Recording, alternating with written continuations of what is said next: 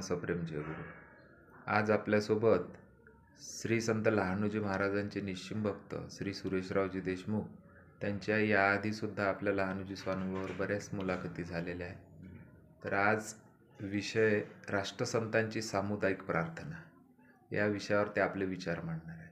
काका जयगुरु. जय जय लहानोजी बाबा. जय लहान. सर्वात आधी तुमचा परिचय द्या. माझं नाव सुरेश रघुपतराव देशमुख, मूळगाव टाकरखेडा, लिमकम आहे. तर काका, तुम्ही राष्ट्रसंतांना जी अभिप्रेत होती सामुदायिक प्रार्थना आणि ती गावागावात घराघरात झाली पाहिजे बा, तर याविषयी तुम्ही आपले विचार विशद करा.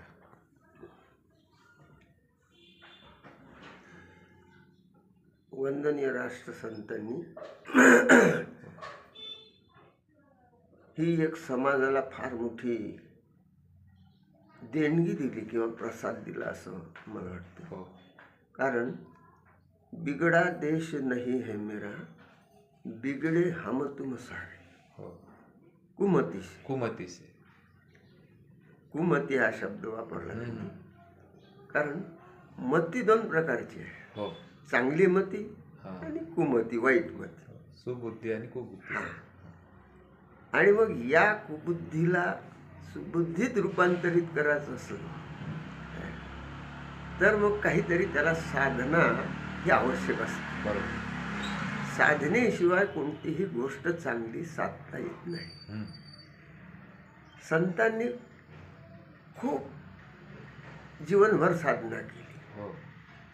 समाजाला वळण देण्याचा प्रयत्न केला, त्यांच्यातले वाईट विचार काढण्याचा प्रयत्न केला.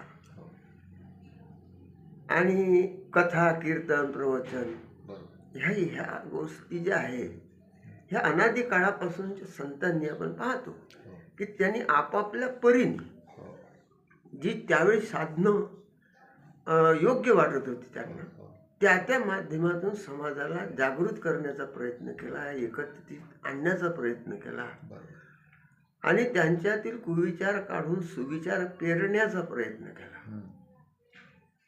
तरीही ते प्रयास कमी पडायला लागले. कारण की एक सुधारल्यानं जमणार नाही, अनेकांची सुधारणा झाली पाहिजे. अनेकाबरोबर ते गाव सुधारलं गेलं पाहिजे.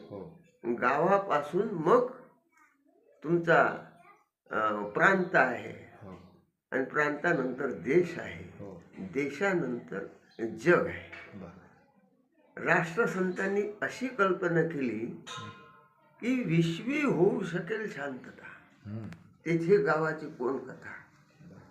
विश्वात सुद्धा आपण शांतता निर्माण करू शकतो, ही शक्ती या प्रार्थनेत एकवटली आहे. परंतु ती साधना प्रत्येकानं साधण्याची गरज आहे. गावागावाशी जागवा, भेदभाव हा समूळ मिटवा, उजळा ग्रामोन्नतीचा दिवा तुकड्यावर. ही साधना एकट्याने करून साधणार नाही, तर समुदायाने ती साधण्याची गरज आहे. आणि मग समुदायाची ही जी प्रार्थना ही फलदायी ठरू शकते वेगाने विकास करण्यासाठी मनुष्यत्वाचा. आणि मग त्यांनी या सामुदायिक प्रार्थनेचा प्रसाद समाजाला वाटण्याचा प्रयत्न केला. सुरुवातीला आरती मंडळाची स्थापना केली महाराजांनी 41 मध्ये. आणि त्यानंतर त्याच्यात बदल करत करत आणि सामुदायिक प्रार्थनेच्या परिपाठ समाजाला दिला. बरं, त्याची वेळ इतकी सुंदर ठेवली. सर्व कामधंदे आटपून आपण घरी येतो. मग त्यात सर्व सम्मिलित होऊ शकतात, आबाल वृद्ध. कारण त्यावेळेस आपल्याला कोणतंही काम नसते. आपलं दैनंदिन काम आटपून आपण घरी येतो. आणि तो शांत वेळ असते, निवांत वेळ असते. आणि अशा वेळी आणि त्याला गोरज मुहूर्त सुद्धा म्हटलेला आहे. गायी येण्याची वेळ. त्यावरती भजनी महाराजांनी लिहिलं.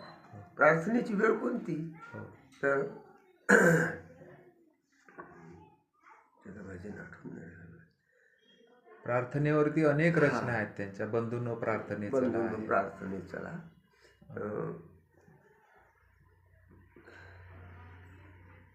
भरपूर रचना आहेत त्यांच्या. प्रार्थना सब मिलके प्रार्थना आहे गुरुदेव से हमारी. ही सुंदर वेळ प्रार्थनेची महाराजांनी निवडली. आणि अशा वेळी, शांत वेळी, प्रसन्न वेळी आपण जी प्रार्थना साधण्याचा प्रयत्न केला तर मन आपलं शांत होऊ शकते. आणि शांत झालेलं मन चांगले विचार अल्प वेळात ग्रहण करू शकते.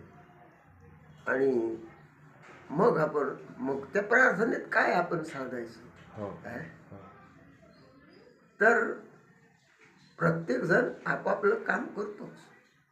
प्रत्येकासाठी आपण स्वतःसाठी जगतोच. परंतु या सामुदायिक विचारातून समुदायाचा विचार झाला पाहिजे.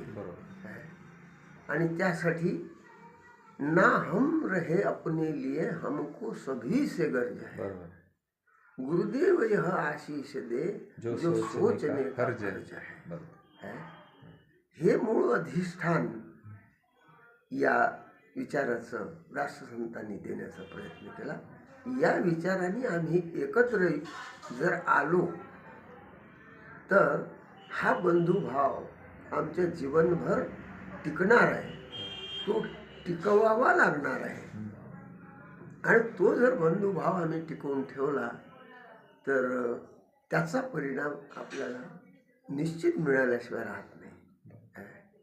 कारण हे असं प्रेम निर्माण होते की जेव्हा आम्ही या सामुदायिक प्रार्थनेत एकत्र येतो, प्रार्थना संपल्यानंतर 10-20 मिनिट आपण तिथे बसून आपल्या घरापासून तो विश्वापर्यंतचा विचार व्यक्त करावा. आणि परिपाठ असा सुंदर दिला महाराजांनी. प्रार्थना आपण जेव्हा गुरुदेवाला प्रार्थना करतो हे विश्व के चालक प्रभू मुझ में समझ दे विश्व की. आणि जेव्हा आम्ही स्वतःपासून विश्वाच्या सुधारणेपर्यंत जातो किंवा विश्वात प्रार्थना शांती निर्माण झाली पाहिजे या विचाराकडे जेव्हा आम्ही जातो तेव्हा आम्ही विशाल होत जातो. आमचे विचार हे व्यक्तिगत राहत नाही तर ते विश्वापर्यंत त्याची पोचल्या जाते. आणि म्हणून ना हम रहे अपने विश्वी होऊ शकेल शांतता. विश्वाची माझे घर. हा विशालपणा या आमच्या छोट्याशा हृदयात निर्माण होतो. आणि एक एक माणूस जेव्हा असा दुरुस्त होतो तेव्हा विश्व दुरुस्त होण्यासाठी क्षणाचाही विलंब लागणार नाही. ही कल्पना राष्ट्रसंतांनी या प्रार्थनेच्या माध्यमातून मांडली. आणि मग प्रार्थना संपल्यानंतर जेव्हा आम्ही 10-20 मिनिटं तिथे चर्चा करतो त्यासोबतच प्रार्थना संपल्यानंतर एक 5-7 मिनिटाचा वेळ वंदनीय राष्ट्रसंत सर्वांना बोलता आलं पाहिजे. सर्वांना विचार व्यक्त करता आले पाहिजे. म्हणून प्रार्थनेनंतर 5-7 मिनिट प्रत्येकाने बोललं पाहिजे. प्रार्थनेच्या विषयावर बोललं पाहिजे. म्हणजे या प्रार्थनेतून कसा विकास होते, मानसिक होते, शारीरिक होते, वैचारिक होते. तर आणि म्हणून बसणे उठणे टाप टिपीचे तसेच सुंदर घर बनते.